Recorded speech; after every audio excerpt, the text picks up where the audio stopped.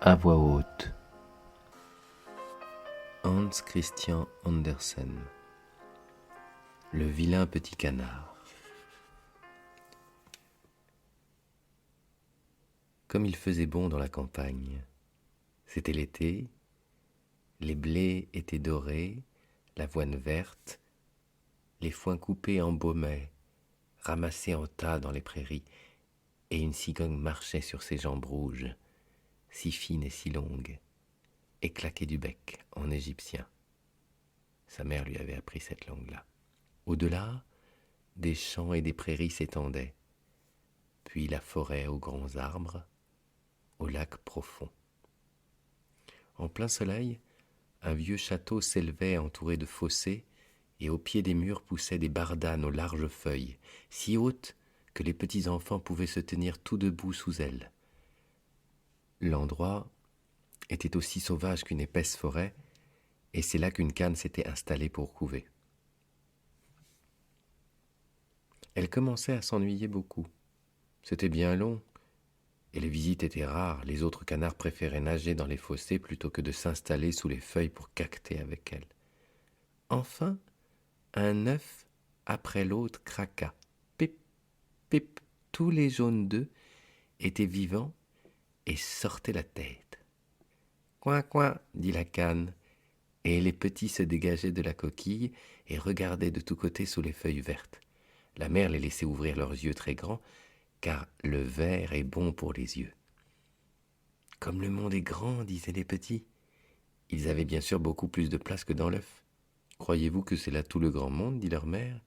Il s'étend bien loin, de l'autre côté du jardin, jusqu'au champ du pasteur. Mais je n'y suis jamais allée. Êtes-vous bien là tous?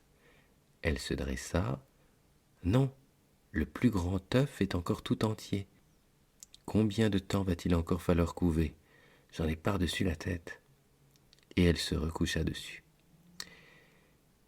Eh bien, comment ça va? Demanda une vieille canne qui venait enfin rendre visite.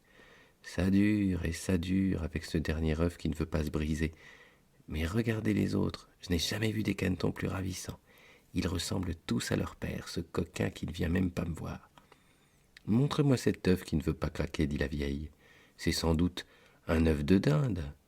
J'y ai été prise moi aussi une fois, et j'ai eu bien du mal avec celui-là. Il avait peur de l'eau et je ne pouvais pas obtenir qu'il y aille. J'avais beau courir et crier. Fais-moi voir. Oui, c'est un œuf de dinde, sûrement. Laisse-le et apprends aux autres enfants à nager. Je veux tout de même le couver encore un peu, dit la mère, maintenant que j'y suis, depuis le temps. Fais comme tu veux, dit la vieille, et elle s'en alla. Enfin, l'œuf se brisa. Pip, pip, dit le petit en roulant dehors. Il était si grand et si laid que la canne étonnée le regarda. En voilà un énorme caneton, dit-elle. Aucun des autres ne lui ressemble. Et si c'était un dindonneau? Eh bien, nous allons savoir ça au plus vite. Le lendemain, il faisait un temps splendide. La canne, avec toute la famille, s'approcha du fossé. Plouf! Elle sauta dans l'eau. Coin, coin, commanda-t-elle, et les canetons plongèrent les uns après les autres, même l'affreux gros gris. Non, ce n'est pas un dindonneau, s'exclama la mère. Voyez comme il sait se servir de ses pattes et comme il se tient droit. C'est mon petit à moi. Il est même beau quand on le regarde bien. Coin, coin, venez avec moi. Je vous conduirai dans le monde et vous présenterai à la cour des canards. Mais tenez-vous toujours près de moi et méfiez-vous du chat. Ils arrivèrent à l'étang des canards où régnait un effroyable vacarme. Deux familles se disputaient une tête d'anguille. Ce fut le chat qui l'attrapa. Ainsi va le monde, dit la canne, en se pourléchant le bec. Elle aussi aurait volontiers mangé la tête d'anguille. Jouez des pattes et tâchez de vous dépêcher et courbez le cou devant la vieille canne là-bas. Elle est la plus importante de nous tous. Elle est de sang espagnol. C'est pourquoi elle est si grosse. Vous voyez qu'elle a un chiffon rouge à la patte. C'est la plus haute distinction pour un canard. Cela signifie qu'on ne veut pas la manger et que chacun doit y prendre garde. Ne mettez pas les pattes en dedans. Un caneton bien élevé nage les pattes en dehors, comme père et mère. Maintenant, courbez le cou et faites coin. Les petits obéissaient, mais les canards autour d'eux les regardaient et s'exclamaient à haute voix « Encore une famille de plus, comme si nous n'étions pas déjà assez. Et il y en a un vraiment affreux. Celui-là, nous n'en voulons pas. » Une canne se précipita sur lui et le mordit au cou. « Laissez-le tranquille, dit la mère. Il ne fait de mal à personne. »« Non, mais il est trop grand et malvenu. Il a besoin d'être rossé. »« Elle a de beaux enfants, cette mère, dit la vieille canne au chiffon rouge. Tous beaux. À part celui-là. Il n'est guère réussi. Si on pouvait seulement recommencer les enfants ratés. »« Ce n'est pas possible, votre grâce, dit la mère des canetons. Il n'est pas beau, mais il est très intelligent et il nage bien, aussi bien que les autres, mieux même. J'espère qu'en grandissant, il embellira et qu'avec le temps, il sera très présentable. » Elle lui arracha quelques plumes du cou, puis le lissa. Du reste, c'est un mâle, alors la beauté n'a pas tant d'importance. Les autres sont adorables, dit la vieille. Vous êtes chez vous, et si vous trouvez une tête d'anguille, vous pourrez me la porter. Cependant, le pauvre caneton, trop grand, trop laid, était la risée de tous. Les canards et même les poules le bousculaient. Le dindon, né avec des éperons, et qui se croyait un empereur, gonflait ses plumes comme des voiles. Il se précipitait sur lui en poussant des glou-glous de colère. Le pauvre caneton ne savait où se fourrer. La fille de basse-cour lui donnait des coups de pied. Ses frères et sœurs eux-mêmes lui criaient « Si seulement le chat pouvait te prendre, phénomène !» Et sa mère « Si seulement tu étais bien loin d'ici !» C'en était trop. Le malheureux d'un grand effort s'envola par-dessus la haie. Les petits oiseaux dans les buissons se sauvaient à tire-d'aile. « Je suis si laid que je leur fais peur, » pensa-t-il en fermant les yeux. Il courut tout de même jusqu'au grand marais où vivaient les canards sauvages. Il tombait de fatigue et de chagrin et resta là toute la nuit. Au matin, les canards, en voyant ce nouveau camarade, s'écrièrent « Qu'est-ce que c'est que celui-là » Notre ami se tournait de droite et de gauche et saluait tant qu'il pouvait. « Tu es affreux, lui dirent les canards sauvages. Mais cela nous est bien égal, pourvu que tu n'épouses personne de notre famille. » Il ne songeait guère à se marier, le pauvre. Si seulement on lui permettait de coucher dans les roseaux et de boire l'eau du marais. Il resta là 2 jours. Vinrent 2 oies sauvages, 2 jarres plutôt, car c'étaient des mâles. Il n'y avait pas longtemps qu'ils étaient sortis de l'œuf, et ils étaient très désinvoltes. « Écoute, camarade, dirent-ils, tu es laid, mais tu nous plais. Veux-tu venir avec nous et devenir oiseau migrateur ? Dans un marais à côté, il y a quelques charmantes oiselles sauvages, toutes demoiselles bien capables de dire « Coin, coin !»« Oui, oui, et laid comme tu es, je te parie que tu leur plairas. » Au même instant, il entend « Pif, paf !» Les 2 jarres tombèrent raides morts dans les roseaux. L'eau devint rouge de leur sang. Toute la troupe s'égaya, et les fusils claquèrent de nouveau. Des chasseurs passaient. Ils cernèrent le marais. Il y en avait même grimpé dans les arbres. Les chiens de chasse couraient dans la vase. Platch, platch. Les roseaux volaient de tous côtés. Le pauvre caneton épouvanté essayait de cacher sa tête sous son aile quand il vit un immense chien terrifiant, la langue pendante, les yeux étincelants. Son museau, ses dents pointues, étaient déjà prêts à le saisir quand, clap, il partit, sans le toucher. Oh, Dieu merci, je suis si laid que même le chien ne veut pas me mordre. Il se tint tout tranquille pendant que les plombs sifflaient et que les coups de fusil claquaient. Le calme ne revint qu'au milieu du jour. Il attendit encore de longues heures, puis, quittant le marais, il courut à travers les champs et les prés, malgré le vent qui l'empêchait presque d'avancer.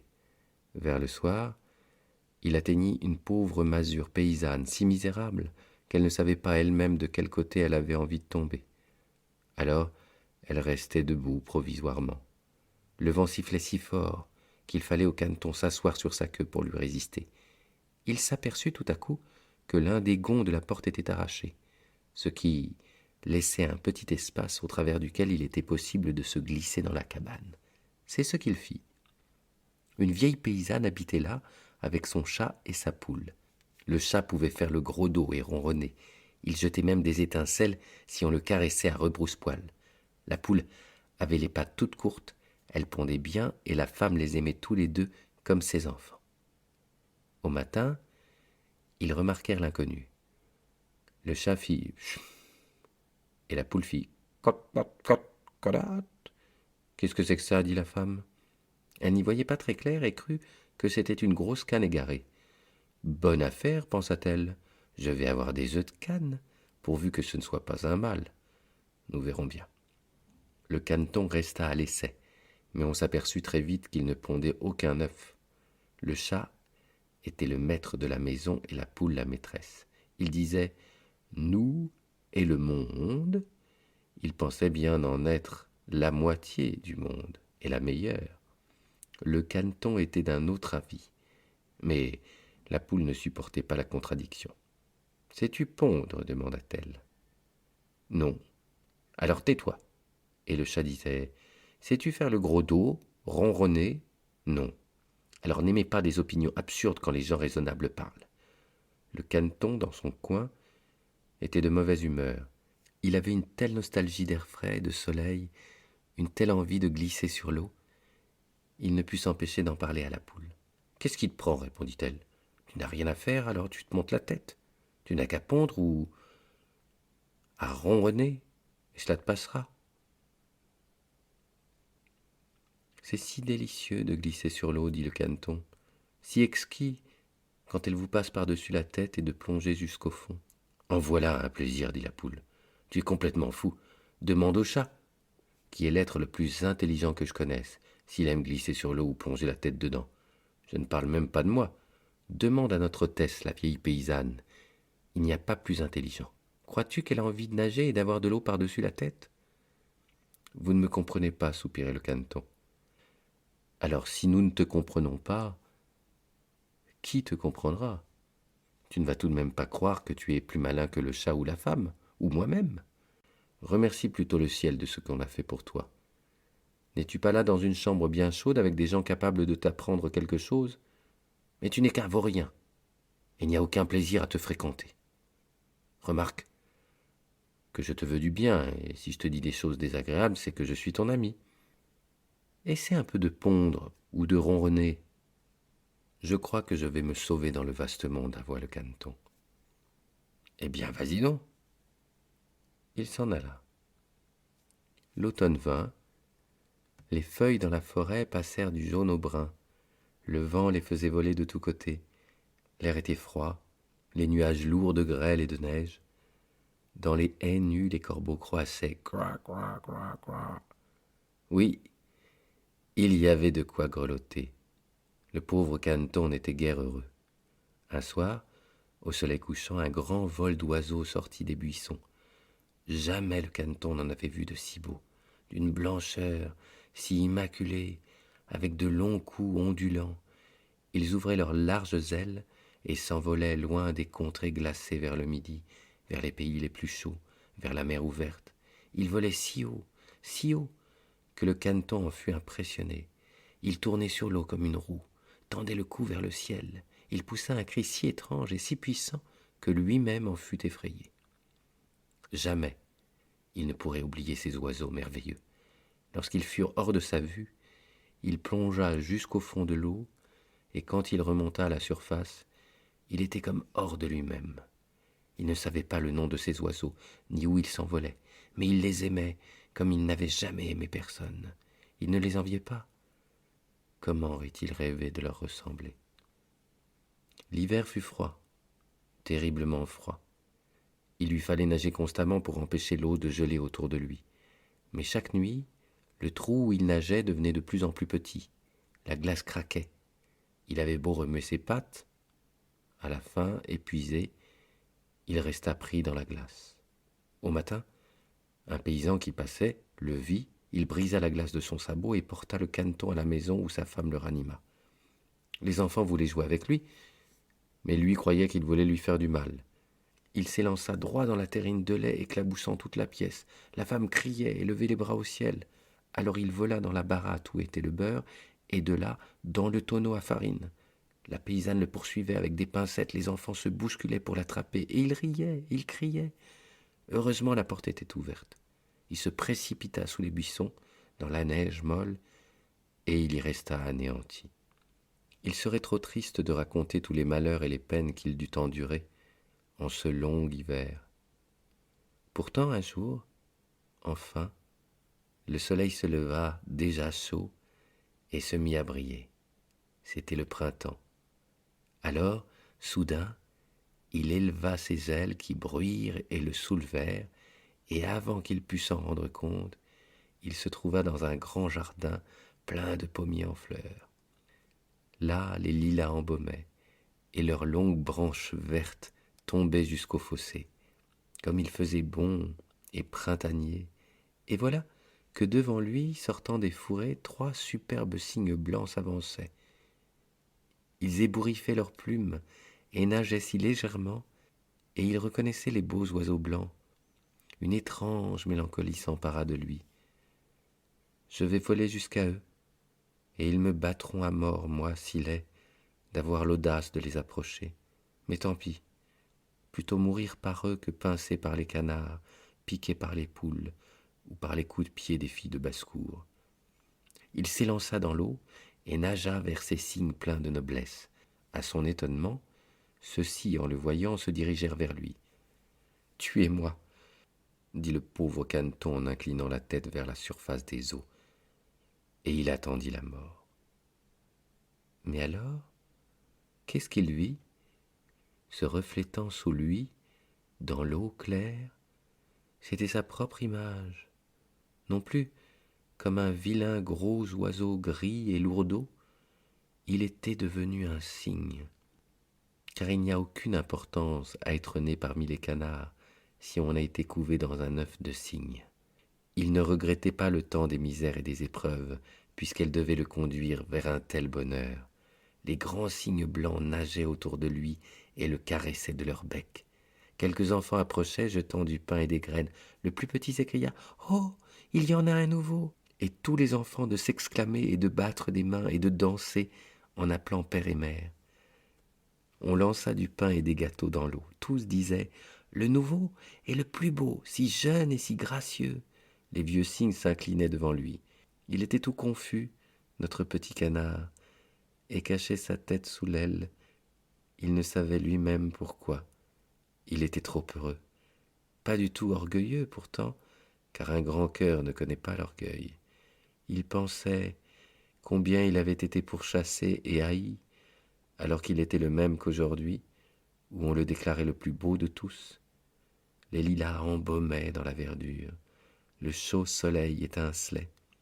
Alors, il gonfla ses plumes, leva vers le ciel son col flexible, et de tout son cœur comblé, il cria « Aurais-je pu rêver semblable félicité quand je n'étais que le vilain petit canard ?»